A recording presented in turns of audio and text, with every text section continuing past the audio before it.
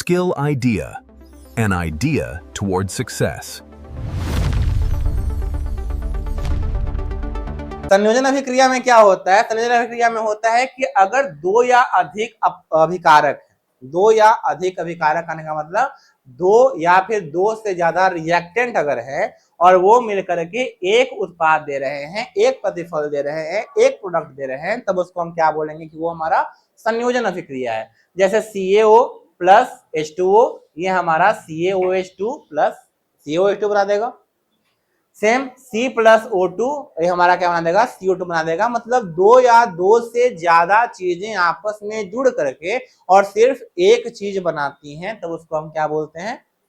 तब उसको हम संयोजन अभिक्रिया बोलते हैं। ठीक है, जैसे यहाँ पे C है, C अकेले अलग है, O2 अलग है, दोनों आपस में जुड़ा बना दिया CO2, तो ये हमारा क्या हुआ? दोनों जुड़ करके बना है। वियोजन में क्या होता है? एक अभिकारक होता है, एक रिएक्टेंट होता है और ये दो या ज्यादा उत्पाद बना के देता है। एक रिएक्टेंट टूटता है, एक ही रिएक्टेंट टूटेगा। जैसे CaCO3 है, ये हमारा टूटा, टूटने के बाद क्या बना दिया? CaO बना दिया, CO2 बना दिया। टूटने के बाद यहाँ पे इस साइड में एक था, इस साइड में एक से ज्यादा है, तो इसको हम क्या बोलेंगे? वियोजन बोलेंगे। अगर इस साइड दो रहता, उस साइड एक रहता, तब संयोजन। अगर इस साइड एक है, उधर दो है, तो हमारा वियोजन। समझ गया कहानी?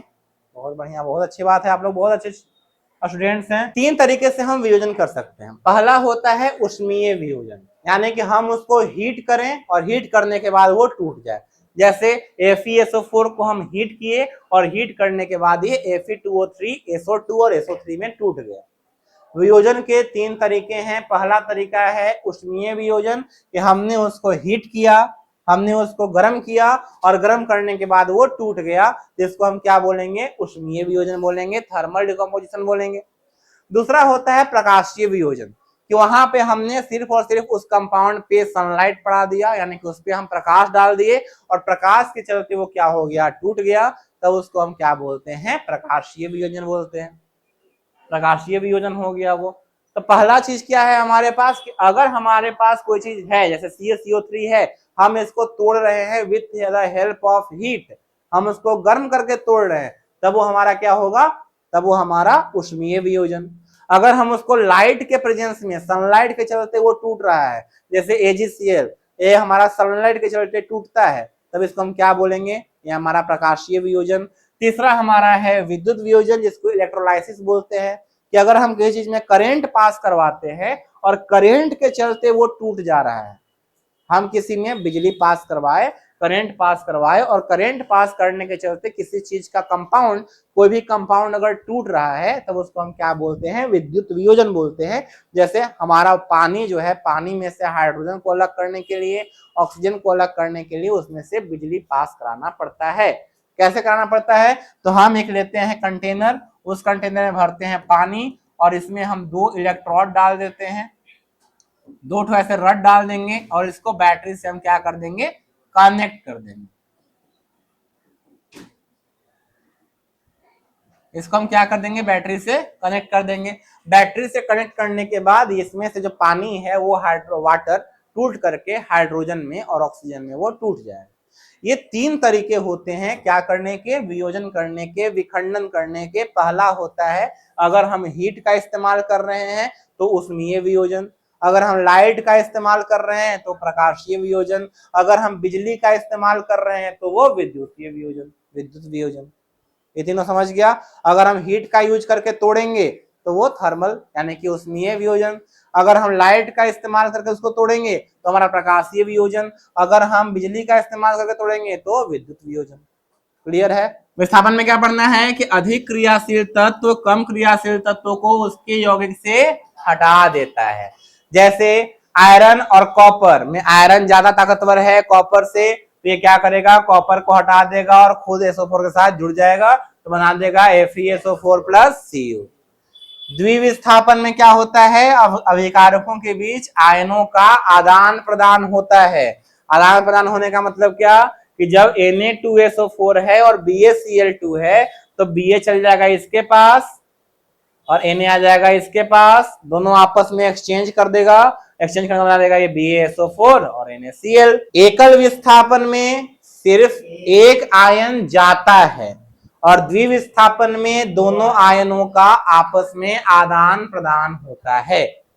समझियो ऊष्माक्षेपी में क्या होता है, ये ऐसी रिएक्शंस होते हैं, ऐसे केमिकल रिएक्शंस हैं जिसमें उत्पाद के साथ साथ ऊष्मा भी निकलती है।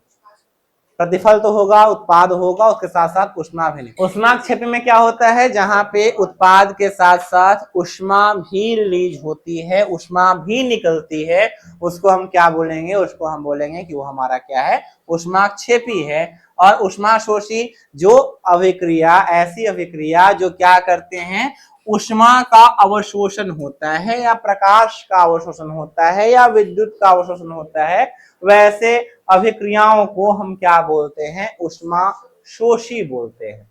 एक में हमारा जो हीट है, ऊष्मा है, वो हीट निकलता है और एक में हमारा हीट चाहिए होता है, हीट की जरूरत पड़ती है। ठीक है, श्वसन जो है हमारा ऊष्माक्षेपी होता है और फोटोसिंथेसिस जो हमारा है वो हमारा क्या है, ये हमारा ऊष्माशोषी होता है। हम कुछ नहीं, हीट का ये प्रकार है, एक में अगर हीट निकल रहा है तो वो ऊष्माक्षेपी हो गया, अगर हीट एब्जॉर्ब हो रहा है, हीट उसको चाहिए होता है तो वो ऊष्माशोषी हो गया। बस।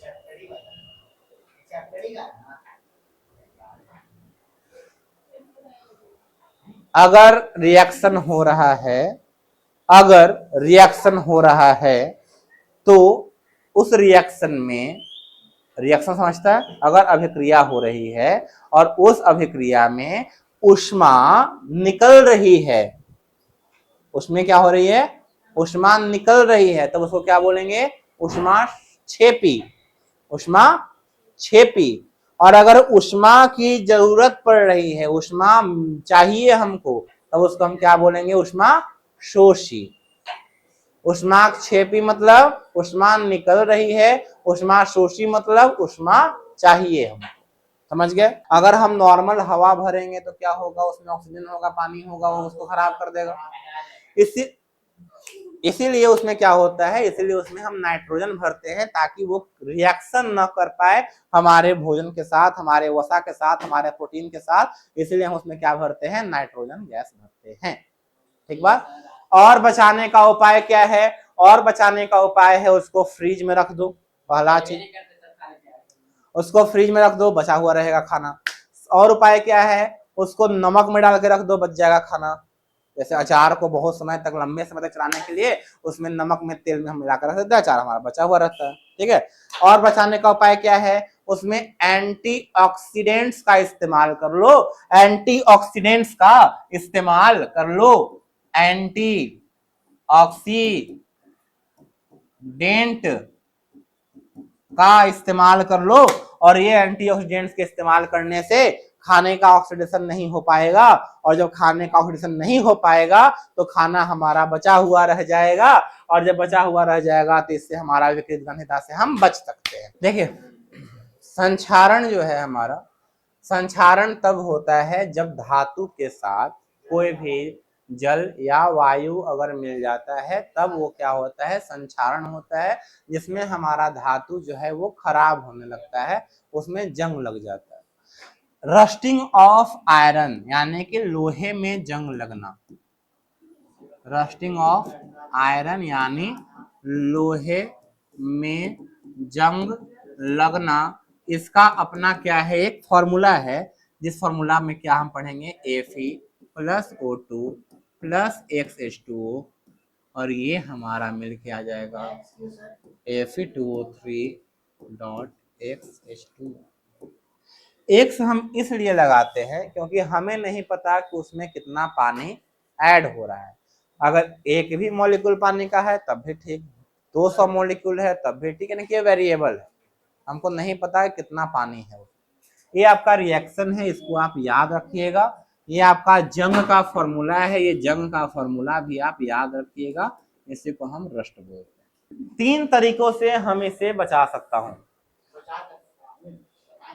या तो मैं धातु के ऊपर तेल लगा दूं, तेल लगाने से क्या होगा, तेल लगाने से हवा से कांटेक्ट खत्म हो जाएगा, हवा सुजलाम X2।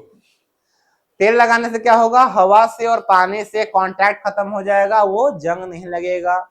पेंट कर देंगे तब भी वो हवा पानी से दूर रहेगा, जंग नहीं लगेगा। सबसे इंपॉर्टेंट चीज है जस्तीकरण।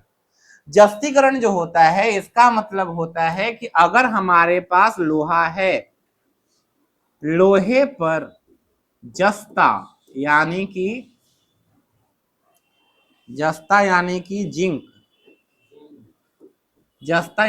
जिंक की पतली परत या फिर लेयर बोल सकते हो, लेयर चढ़ा दिया जाता है। साइकिल देखा है जिंदगी में?